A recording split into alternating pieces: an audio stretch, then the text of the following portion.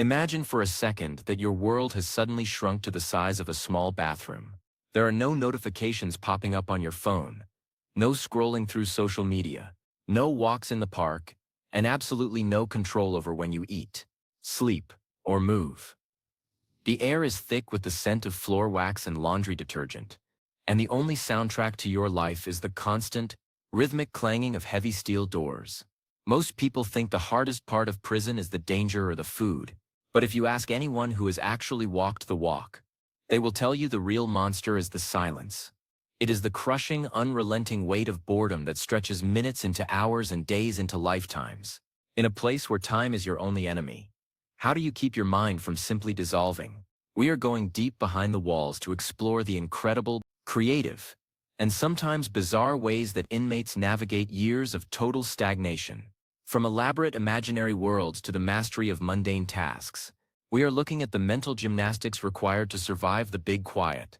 This is the science and the soul of how humans find a way to live when life itself has been put on pause. The first thing you have to understand is that in prison, boredom is a physical sensation. It's not just having nothing to do. It's a heavy, suffocating pressure that makes your skin crawl. When you have 24 hours to fill and absolutely zero resources to fill them with, your brain begins to do strange things. It starts to eat itself. This is why the very first rule of surviving years of boredom is the creation of the routine. In the free world, we often hate our routines. But in a cell, a routine is your life raft. It is the only thing that separates you from the chaos. Successful inmates don't just get through the day, they build a fortress of habits. They wake up at the exact same minute every day. They fold their single blanket with military precision. They brush their teeth with a focus that makes it look like a religious ritual. By turning the most basic tasks into a program, they reclaim a tiny sliver of control. They are telling the universe that even if they are in a cage, they are still the masters of their own seconds. A huge part of this routine is physical exercise, but in a way that most gym goers wouldn't recognize. We are talking about the prison cell workout. When you are locked in a 6x9 space for 23 hours a day during a lockdown, your body becomes your only piece of equipment. Inmates have developed thousands of variations of push-ups, squats, and burpees that require zero space. But it's not just about getting jacked. It's about the passage of time. If you decide to do 1,000 push-ups in a day, you have just successfully killed 3 hours of boredom. You aren't just building muscle. You are burning the clock, which is the only true escape available. A tired body usually leads to a quiet mind, and in a high-stress environment, a quiet mind is a superpower. Then there is the world of prison literature. If you walk onto a prison yard, you will see men sitting in the sun, intensely focused on books that look like they've been through a war. The prison library is the most sacred place in the facility. When you are bored, a book isn't just a story. It is a teleportation device. Inmates will read anything they can get their hands on, from trashy romance novels to complex legal textbooks. Many people who entered the system with a third-grade reading level leave as self-taught scholars of philosophy or history, simply because they had nothing else to do for a decade. The act of reading becomes a communal event. The book trade is a major part of the social economy. You finish a book, you pass it to the next guy, and then you spend 3 days arguing about the ending. This debate isn't just a conversation. It's a way to keep the brain sharp, to use vocabulary, and to engage in a world that exists outside the concrete walls. But what about when the books run out? This is where the mental movies begin. This is a technique used by many long-term residents, where they recreate their entire past in vivid detail. They will sit on their bunk, close their eyes, and walk through their childhood home. They try to remember every crack in the ceiling, the smell of the carpet, the way the light hit the kitchen table at 4 in the afternoon. They do this for hours. Some guys can recount every single play of a football game they watched 20 years ago. This isn't just nostalgia. It is a vital exercise in memory preservation. If you don't use your memories, they start to fade. And when your memories are gone, you lose your sense of self. By watching these mental movies, inmates keep their identity alive in a system designed to turn them into a number. Art is another massive weapon against boredom. Even with the most limited supplies, a single golf pencil and a piece of lined paper, inmates create masterpieces. The level of detail in prison art is staggering, and that is because the artist has 800 hours to spend on a single drawing. They will spend an entire week just perfecting the shading on a single rose. This hyper-focus is a form of meditation. It shuts out the shouting, the clanging, and the constant underlying tension of the wing. It provides a sense of achievement in a world where you are constantly told you are a failure. If you can draw something beautiful, you have improved your environment. You have created something out of nothing. Many inmates use this to connect with the outside world, sending these drawings home to children or parents, as a way of saying, I am still here, and I am still me. We also have to talk about prison cuisine. This is one of the most creative ways to fight boredom. The food served in the chow hall is often bland and repetitive, so inmates become culinary engineers. Using items from the commissary ramen noodles, beef jerky, chili, and crushed-up chips, they create spreads. Making a spread is a multi-hour process. It involves crushing, soaking, mixing, and heating items in plastic bags using hot tap water. This isn't just about the taste. It's about the ceremony. Planning the meal, trading for ingredients, and the actual cooking provide a focus for the entire day. It mimics the social structure of a family dinner. When a group of guys sits down to eat a spread they spent 3 hours preparing, the boredom vanishes for a while. They are no longer inmates. They are just people sharing a meal. Then, there are the games. In prison, a simple deck of cards is worth its weight in gold. Games of spades, hearts, or poker can go on for days. But these aren't the casual games you play with your family at Christmas. These are high-stakes, intense psychological battles. Since you can't gamble for money, you play for stakes like stamps, soups, or even just the right to a chair in the day room. The intensity of the game provides the adrenaline that is so missing from prison life. It creates drama, conflict, and resolution in a world where usually nothing happens. Some inmates take pride in becoming math experts, calculating the odds of every hand with a speed that would rival a Vegas dealer. It is another way to keep the brain active and the boredom at bay. One of the most fascinating ways inmates spend time is through the legal battle. A massive percentage of the prison population spends their free time in the law library.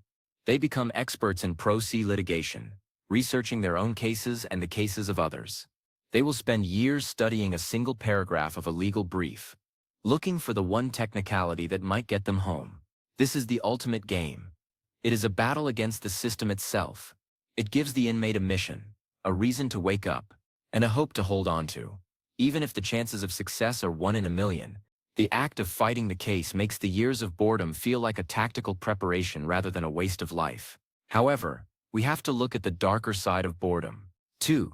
For some, the weight is too much, and they turn to the sleep. This is a phenomenon where inmates will try to sleep for 16 or 18 hours a day. They call it checking out. It is a way to make time disappear, but it often leads to deep mental health struggles. The more you sleep, the more the line between reality and dreams begins to blur. Others find themselves becoming radio junkies, listening to the same talk show or sports broadcast for 20 years. They know the life stories of every host. They know the stats of every player. The radio becomes their only link to the passage of time in the outside world. It is the clock that tells them the world is still turning. Communication is also a primary way to fight the clock. Writing letters is a vanishing art in the free world, but in prison it is a lifeline.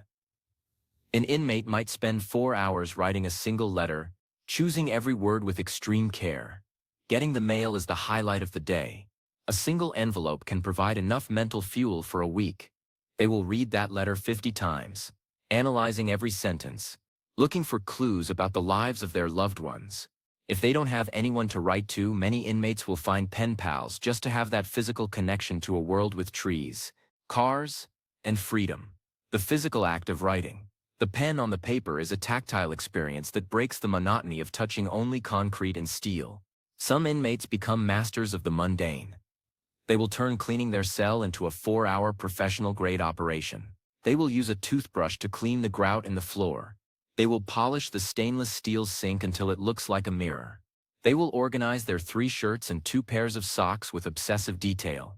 This extreme cleaning is a way to fight the feeling of being dirty or discarded that the system often imposes. It is a way to maintain dignity. If your environment is perfect, it proves that you haven't given up. It shows that you still have standards, even as the world around you often doesn't. Let's talk about the shadow economies of boredom. Some inmates start businesses. They become the facility's barbers, using a sharpened comb or a basic clipper to create styles that shouldn't be possible in a jail. Others become tailors, using a needle made from a sharpened fishbone and thread from a torn sheet to alter uniforms to fit better. These jobs provide a sense of purpose.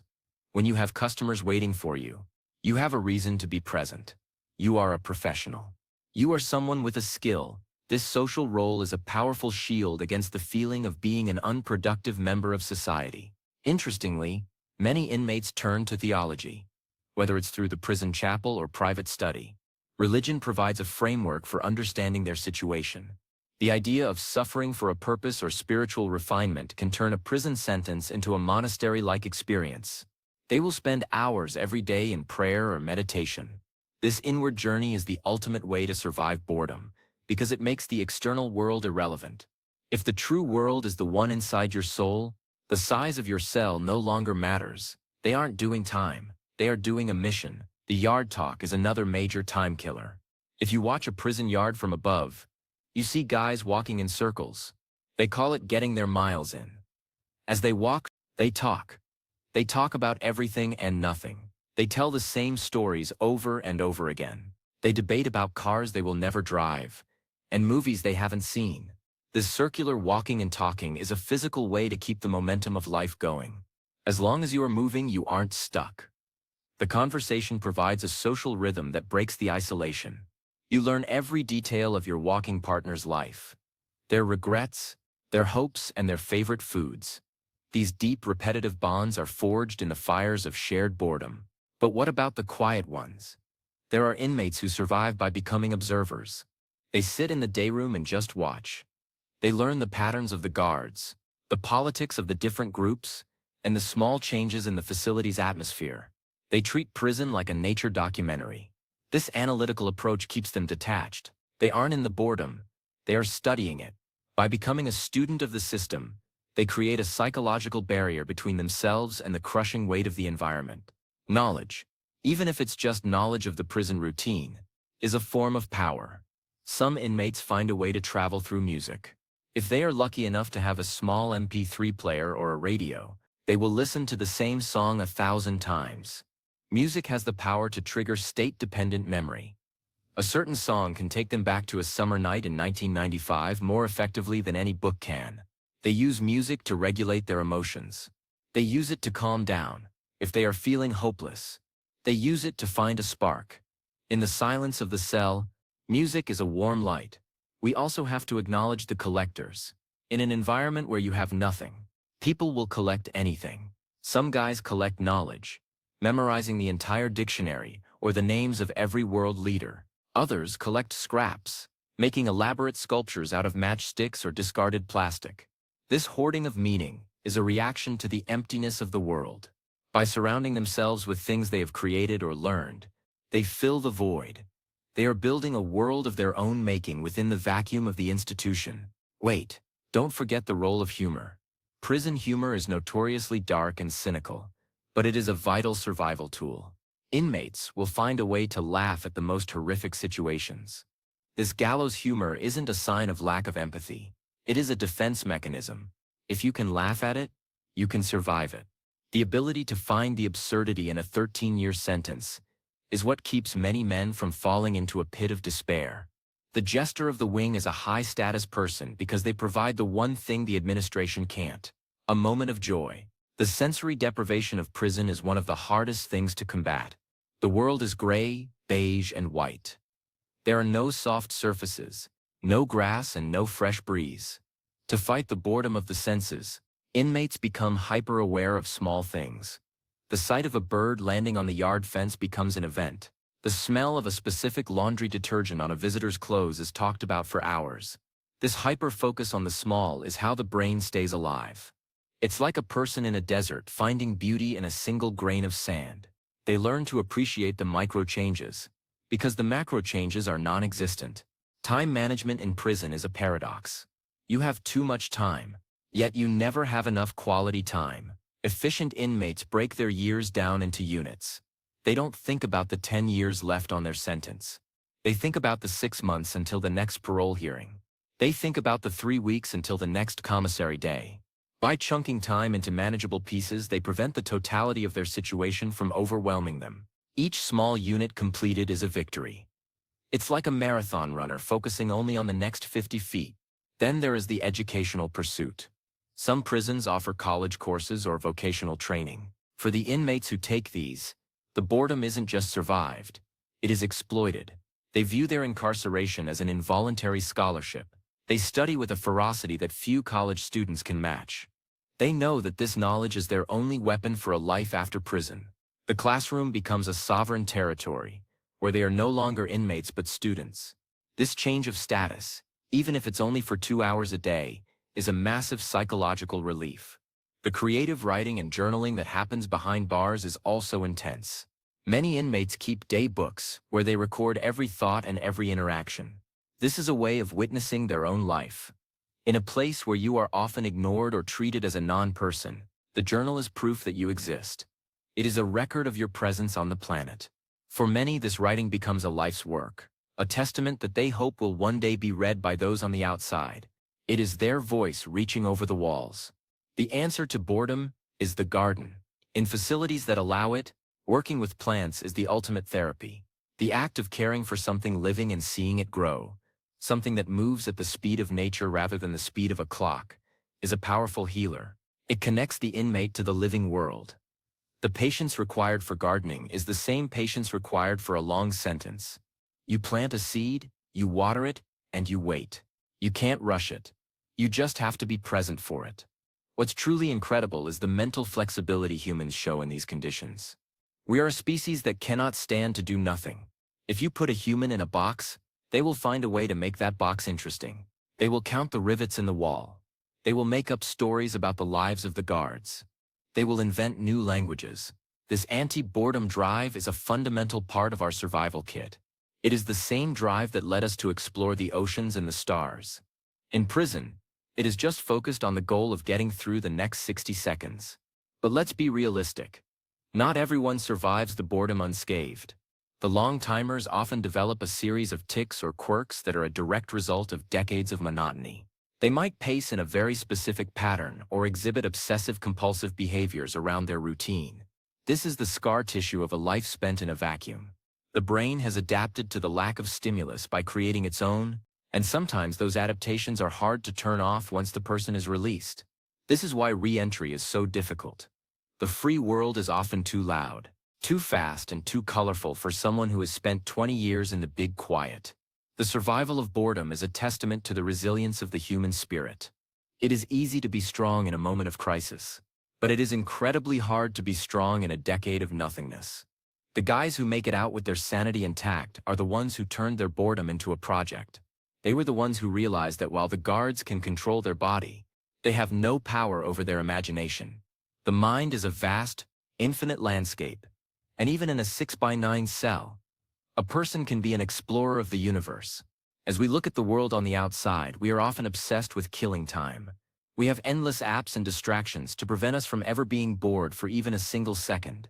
We doom scroll and we binge watch to avoid the silence. But looking at how inmates survive boredom gives us a different perspective. It shows us that silence isn't something to be feared. It is something to be mastered. Boredom is an opportunity to look inward, to reflect, and to build an internal world that doesn't rely on external validation. Maybe the prison cell perspective has a lesson for all of us. When we feel bored or stuck, we can choose to see it as a waste, or we can see it as a chance to develop a program. We can choose to be passive, or we can choose to be active creators of our own experience. The inmates who survive long sentences aren't doing time. They are using time. They are the ones who found a way to make a life out of a pause. The steel gates and the concrete walls are there to keep people in, but they cannot keep the boredom out. Boredom is a ghost that haunts every corridor of every facility. Fighting that ghost is the primary job of every inmate. Every workout, every book, every spread and every drawing is a blow against that ghost. It is a daily battle. And for those who win it, the reward is their own mind. So the next time you feel a bit bored or like time is moving a little too slowly, remember the big quiet behind bars. Remember the guy doing his 500th push-up of the day, or the guy shading a rose for the 10th hour. They are the master students of nothingness. They are the ones who have discovered that even in the most restricted environment, the human spirit is a fountain that never runs dry. Boredom is just a blank canvas, and even in prison, a person can paint a masterpiece of survival. In the end, the years of boredom are survived by living small. By focusing on the tiny details, the small victories and the daily rituals, the big picture of a 10-year sentence becomes manageable. It is the wisdom of the tortoise, slow, steady, and relentless. Time will pass, whether you like it or not. The only question is, who will you be when it's finally over? The ones who master the boredom are the ones who emerge as the strongest version of themselves. This is the hidden reality of prison life. Not the riots or the violence, but the quiet day-to-day struggle to keep the mind focused and the soul intact. It is a story of incredible human endurance, and it happens every day in the shadows of our society. It is the story of how humans find light in the darkest silence. And it shows that no matter how small the space, the human mind is always looking for a way to expand. Keep that in mind the next time you have to wait in a long line or find yourself without your phone for an hour. You have an infinite universe inside you. You just have to be willing to explore it. Boredom behind bars is a teacher of patience. It teaches you that every moment has value, even if that value is only found in the effort it takes to endure it. For those who can learn that lesson, those years of nothingness become a period of intense growth. They arrive at a level of mental clarity that few in our distracted world will ever know. And that clarity is the ultimate prize for surviving the silence. The clanging doors will continue. The floor wax will still smell. The gray walls will still stand. But inside, the minds will continue to work, to dream and to create. The battle against boredom is the most human fight there is altogether. It is a fight for meaning in a place designed to take it away. And every day, thousands of people are winning that fight. One page and one conversation at a time. That is the true miracle of human survival. Stay safe, stay curious, and always appreciate the freedom to be as busy as you want to be.